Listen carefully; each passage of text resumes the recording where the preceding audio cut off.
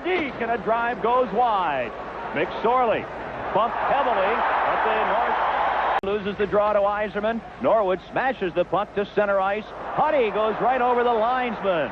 Well, the Detroit Red Wings, of course, are a grinding hockey team that really turned it around with coach Jacques Demers there in his first year. McTavish mixing it up in front with Mel Bridgman. Well, they're trying to show Edmonton that they're going to stay together in this game, in this series. And it seems that Jacques has maybe lit a fire under some of the other players.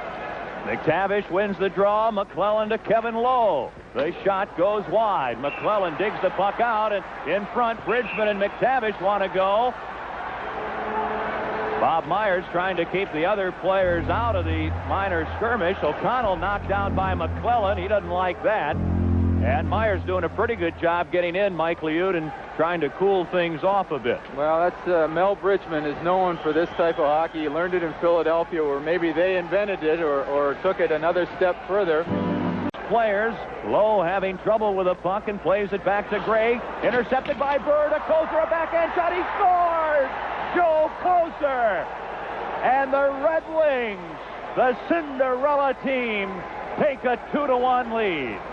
That's where Detroit's going to have to score. They cannot just take a lead and sit on it. They're going to have to continue to come back.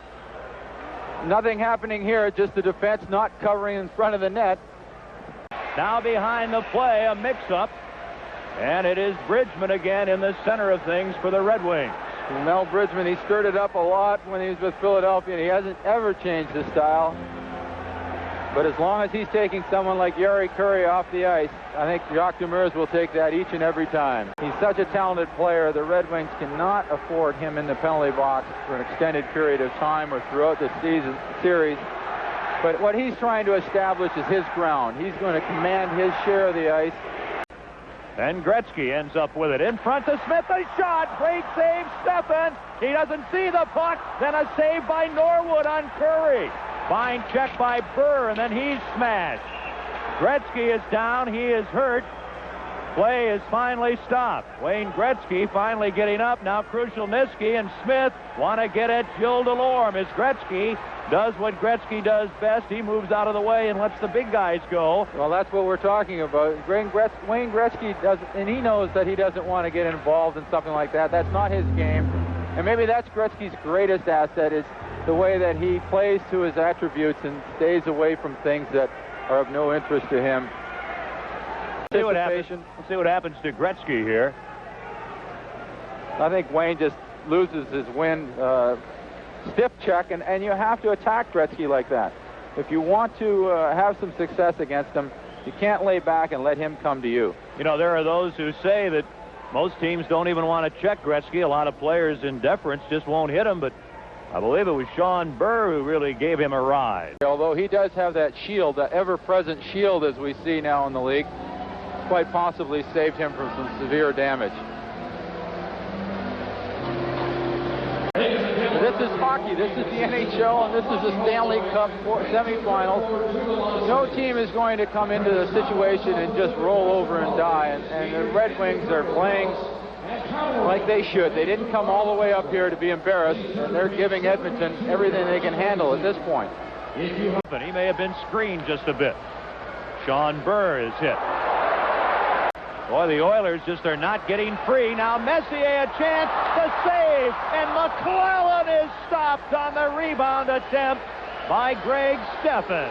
So often a goaltender, the replay comes up. If it comes up, we can see Greg Stephan with the save, but not only that, staying with the rebound. That's the key to a goaltender being sharp, and he stays with the puck. Now McClelland and Probert, a pair of number 24s, would like to get at each other. Here they go.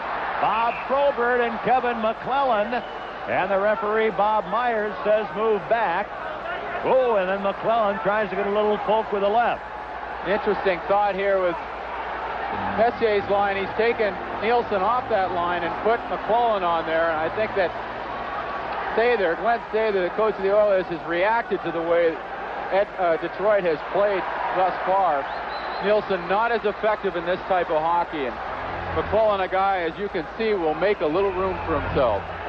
Probert is very strong, a very good fighter, And Kevin McClelland is proving that he deserves to be in the big leagues too.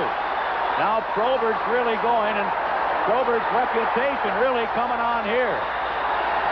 Boy, he got an arm loose, Mike Liud, and Bob Probert says, I am a heavyweight. And so often, you hate to think that it has that much of an effect on one team or the other, but when the heavyweights square off, so often it can have a detriment to one team, detrimental effect, and such a bolt of confidence for a team, a young team like the Red Wings. And it's Gregg falling down. McSorley and Joe Kocur are going to go. I'm sure that's why Kocur came on to play against McSorley. Meanwhile, Tikkanen away from the play with Yzerman. And they're separated as Kocur and McSorley are split apart by the two linesmen, Ron Finn and Swede Knox. And the crowd feels that Marty McSorley was one up in that confrontation. Detroit has to be just a little careful. I don't think that they should be getting carried away. They've made their point. They've told Edmonton, and this is how it starts. I think McSorley, he's going out of his way to come to see Joey Kocur. But Detroit has made their point. That type of turnover, once it happens and you're thinking defense, it's impossible. Well, Jacques Demers, who a season ago led the St. Louis Blues into this Campbell Conference Championship Series against Calgary, comes up with a big upset win here in Game 1 at Edmonton. Don't go away. We'll be back. The final, Red Wings 3 and Oilers 1.